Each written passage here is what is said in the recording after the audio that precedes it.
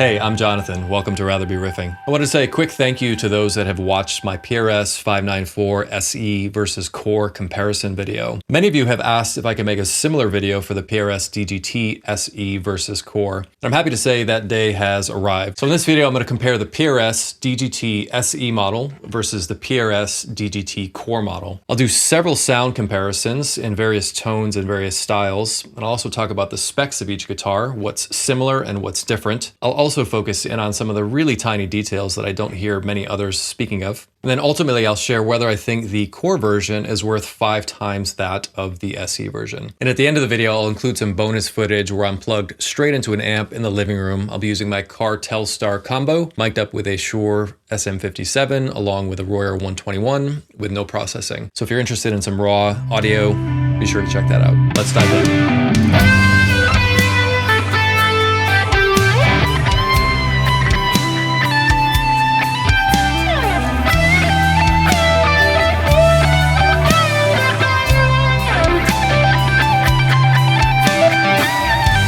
So up first, let's start with some clean tones. For my signal chain today, I'm using a stereo rig. I'm running a 2-rock Bloomfield drive along with a Blankenship Twinplex. Both amps are set clean, running into 2 Shure reactive loads with Friedman 4x12 impulse responses. I'm going to play the neck, middle, bridge positions, then split the coils and work my way back from the bridge, middle, and neck to check out the range of tones these guitars can deliver.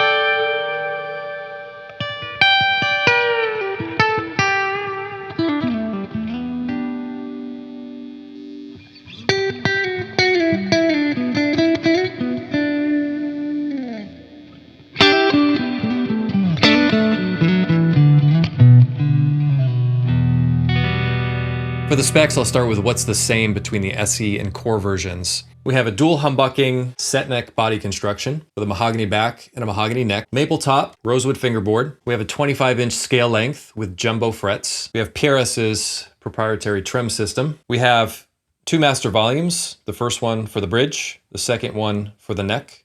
That's unique to David's model, where he uses the bridge pickup most often, hence moving that control closest to him. We have a master tone that also functions as a push-pull, which splits the coils to around 75%, which can achieve some more Gretsch-like tones according to David. We have a 3-way switch. We can blend a lot of really cool tones, especially with the treble bleeds that are on the volume controls, so I'll demonstrate that later. And we have a McCarty body thickness, as opposed to the custom 22 or 24 thinner body thickness. So up next, let's kick on some light overdrive with a Vemoram Jan Ray. I'm gonna go to the neck position. I'm gonna roll the volume back to about 8 or 9 to take a little bit of the edge off to really help the sweetness of this delicate part shine through.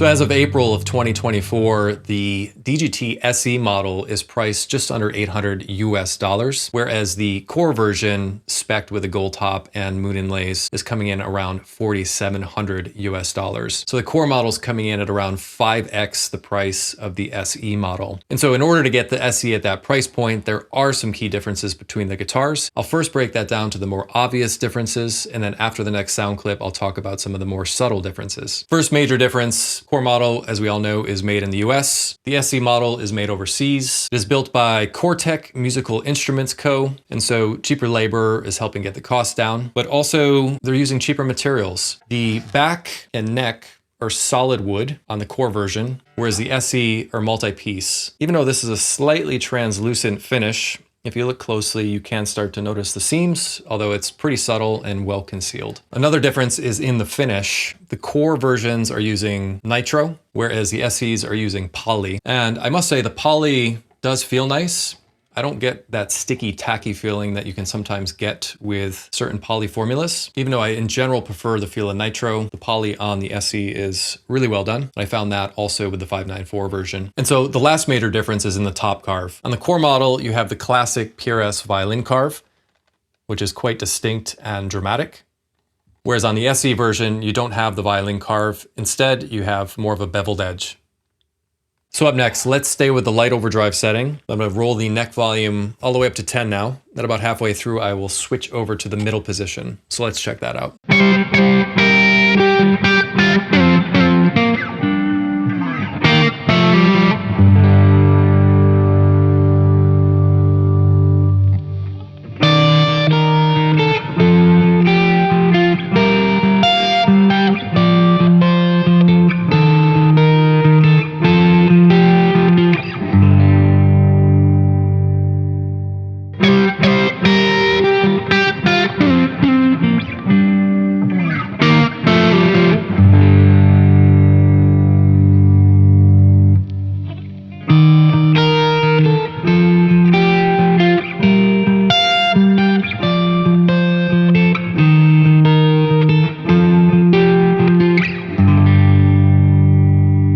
So I find the touch sensitivity of both of these guitars to be remarkably similar, which is very responsive and nuanced, which is great for passages like the previous example. I'm hearing the SE is ever so slightly hyped in the high end and in low end, whereas I'm hearing the Core to be a bit more balanced, if not more focused in the mid-range. But let me know what you're hearing. And so as for some of the more subtle differences that I noticed between the SE and Core models that I don't hear many folks talking about, the first one is the thickness of the maple top. The SE model seems to have an ever so slightly thinner maple top than the Core version.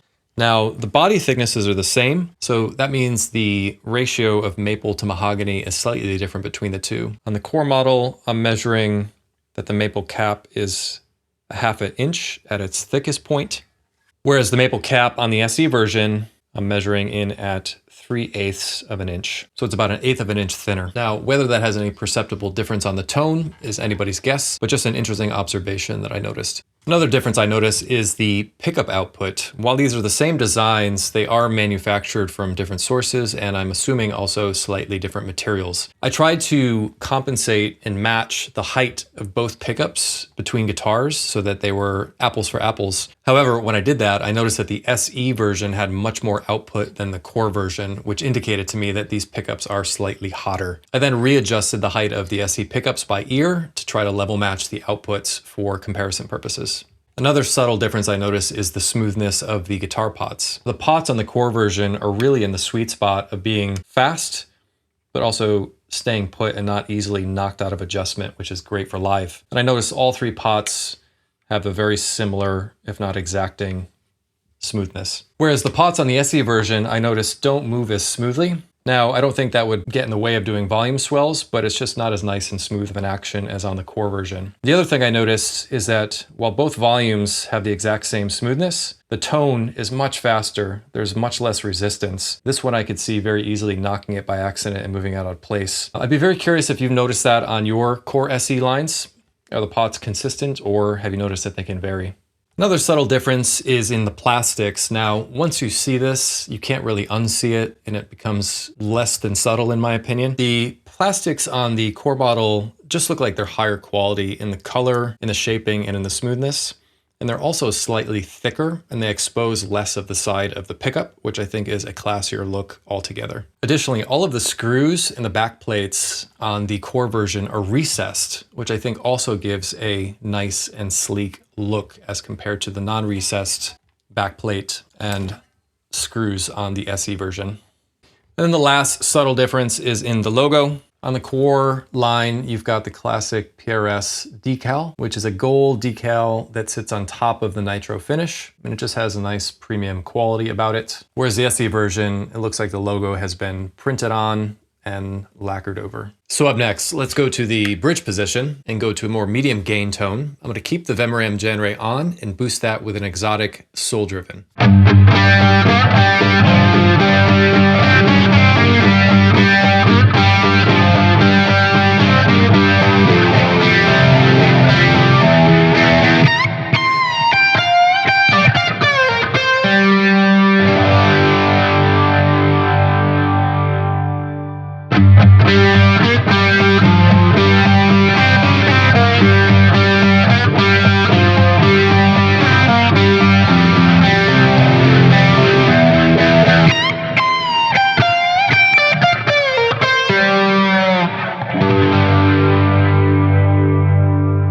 I thought both guitars maintained really nice articulation and clarity under medium gain. And when I went for those lead lines, I found the treble response to be smooth and had a vowel-like character to it rather than being bright and harsh, which I think is a trademark sound of the DGT. So let's stay in the bridge position and rock out a bit with a chunkier rhythm part and see how the guitars compare in that context. I'm gonna leave the Janray on, switch out the exotic soul driven, and add in a Vemram Shanks ODS1, which is their take on an ODR1 overdrive pedal.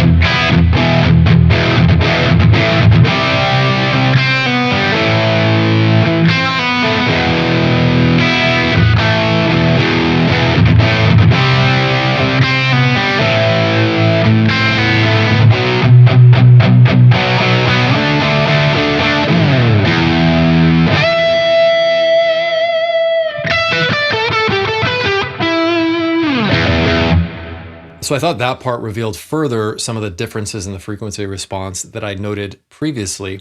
That is, the SE version seems to have a slightly more extended low end and high end, if not a bit scoop sounding, whereas the Core version sounds a little more balanced, if not a little more focused in the mid-range. I think both sounds would actually complement each other really well in a double track scenario where the guitars would be panned hard left and right. Either way, let me know if you had a preference. So let's take a closer look at the tonal flexibility of the unique control layout of the DGT. One of the things that I really love to do with this guitar is manipulate the volume controls to create different tones, as well as use the channel switching to create faux amp channel switching. And so what I'm going to do here is start out with a gain sound. I'm going to be in the neck pickup, and you're going to see me strum a chord. You'll hear all the gain. And then I'm going to roll the neck pickup down to about 5, and you're going to hear the tone clean up and almost take on a chimey Gretsch-like top end. And then about halfway through, I'm gonna flip to the bridge position where the volume is on 10, and you're gonna hear all the gain come back. And it's gonna create that sort of faux amp channel switching that Jimmy Page popularized back in the day before channel switching was a thing. And I think one of the things that really unlocks that beautiful rolled back chimey top end is the treble bleeds on the volume circuits.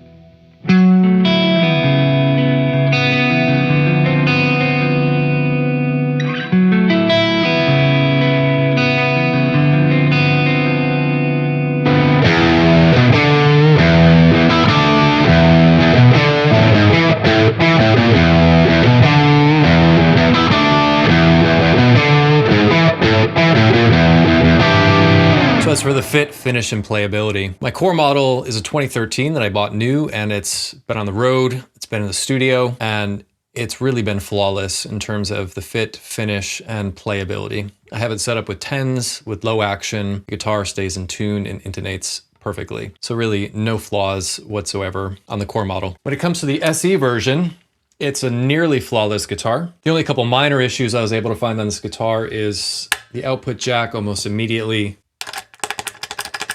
came loose, and it's not just a matter of tightening the nut.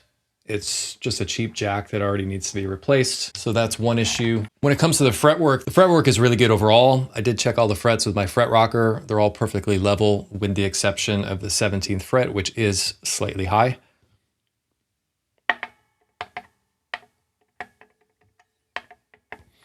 So it could benefit from a minor leveling there. However, that doesn't seem to have really jeopardized the playability and the ability to set the action quite low and still have the guitar play well and not buzz. And the last little minor issue is that on the edges of the fingerboard, there are some slight markings. I don't know if those are tool markings or just markings from being handled, but you just don't see imperfections like that on the Core lines.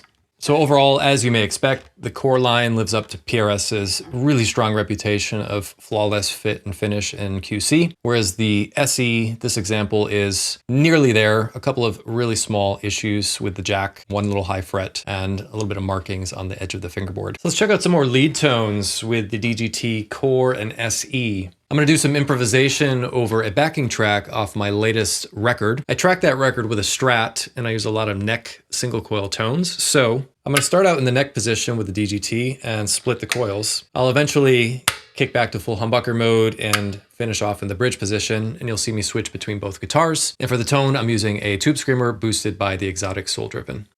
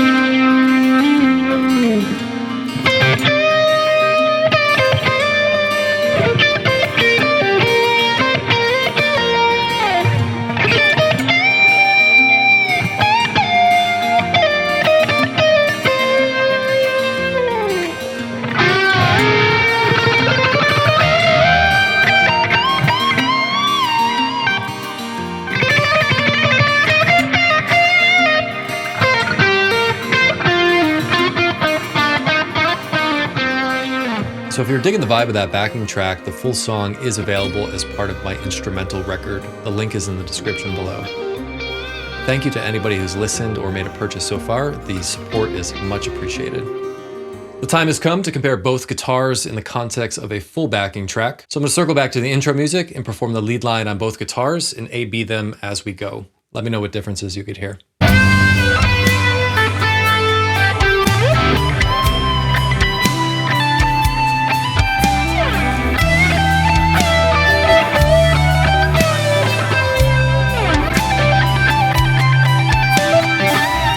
So do I think that the PRS DGT Core is worth 5 times the price as the PRS SE? So I wanted to first acknowledge the extraordinary price value of the DGT SE model. For around 20% of the price of the Core, you get at least 80% or more an approximation of the Core quality. The functionality is there, the design is there, the guitar plays well, it sets up well, it holds tuning, it has a great sound, and it looks cool.